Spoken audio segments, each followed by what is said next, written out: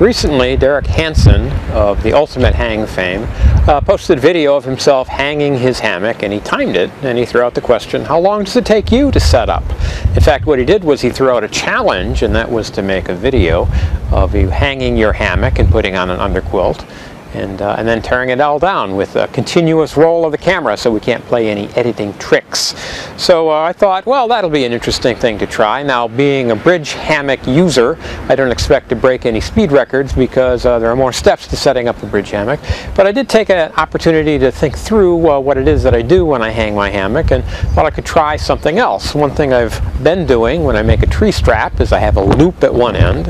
At the other end, I will attach a toggle, and so when I put the tree strap around the tree, bring it around, and I'll take the toggle in the other end and put it through the loop and pull it through. And sometimes that gets hung up. So I said, well, all right, let's try something else. Now, if I didn't mind using hardware, then something I could do up at the head was to attach one side of the webbing to the other using a beaner. But I don't use beaners if I can help it. And so what I'll do instead is I'll put in a soft shackle. Okay, so that'll be pretty straightforward. And it turns out that the soft shackle is a nice place to sort of hang the toggle, because I put the toggle up next to the tree all the time anyway. So what that leaves is the other end of the tree strap free for something else, and the something else is just to run the whoopee sling through that, which means now that I've got one piece of suspension from the hammock to the whoopee sling to the strap, and that means I'm not going to lose anything. I don't know that it'll be any faster, but it means that I won't be leaving things out in the woods, and there's some value in that. So you'll see that in the video, and you'll also see my underquilt, which is a recent one that I've made, almost entirely of Cuban fiber, so it looks white and perhaps a little strange, and that's why, and I expect to make a video on that someday soon. So just see that coming. So then the problem is how to make this video interesting. Well, if not interesting, at least different, because 5 minutes of watching a guy setting up his hammock could be actually fairly boring. So instead of having it being boring, how about if I make it nauseating? Add a little vertigo. So we're going to take a point of view of me, and so welcome to Vertigo hanging a bridge hammock.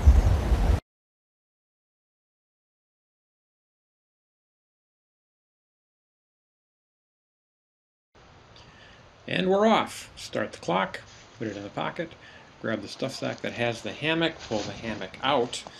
The suspension is wrapped around the outside, the suspension for the foot end, so unwind it completely, and then take the end of the tree strap, bring it around the tree, and here we have a soft shackle. So put the loop over and slide the solemn knot up next to the diamond knot to hold it tight, then make a loop, hold it up, and slip in the toggle to make a marlin spike hitch.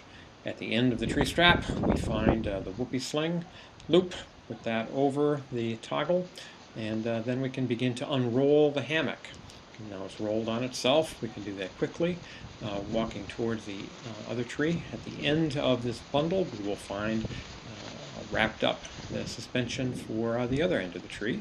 So we take that, holding the hammock up off the ground, we bring the tree strap around, again the soft shackle, bring the loop over the diamond knot, slide up the solemn knot, make a loop, fold it up, take the toggle, and slip it through the knot. And that's all there is to a marlin spike hitch. At the end of the tree strap, we find the whoopee sling loop, put that over the toggle, not on the toggle itself, but on the strapping. And now we have the hammock hung. Time for the spreader bars. I'm going to put the foot end together first. It's a little bit shorter. We have little nubs, slip those in. Then we want to assemble the head end spreader bar. And likewise, we put the nubs of the spreader bar into the little slots we've created in the suspension for it. At this point now, the hammock is hung. What we want to do is put the underquilt on. So flip the hammock over so that the underside is up now, so we can just lay the quilt on top of that and then attach it at each of the corners once we get the quilt oriented right. Little cord loops to connect to little S-beaners that we have.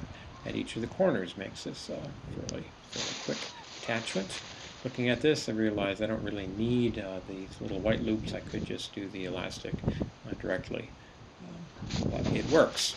So now position the quilt, flip the hammock over, get in, find that clock, stop it, and see where we're at.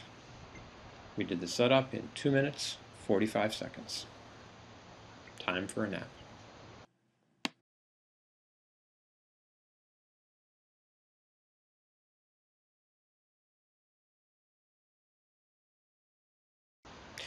Now we can do it all again backwards. Let's start the clock into the pocket.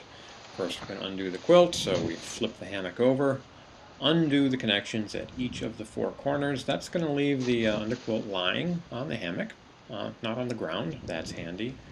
Next thing to do is to squeeze the air out of it. Actually, with this Cuban fiber quilt, that's sort of difficult. It takes a little time. So I did an initial squeezing of it, and now I'll grab the pack that I carried over in and start to stuff it in that. This actually takes a lot of the time for the teardown, is to stuff it into this sack.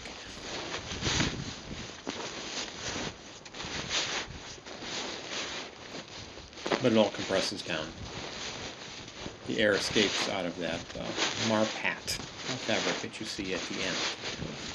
Otherwise, the top and the bottom of the quilt are Cuban, which of course doesn't pass air. Okay, it's just as easy taking the spreader bars off as it is putting them on. Set them down by the tree. Don't want to lose those. Now we're going to go to the head end of the hammock and undo it. So take the whoopee sling off, take the Marlin spike hitch and undo it. Take the tree strap, get it off from around the tree. And now we're going to make a nice bundle of the suspension out at the end by just wrapping it around my hands.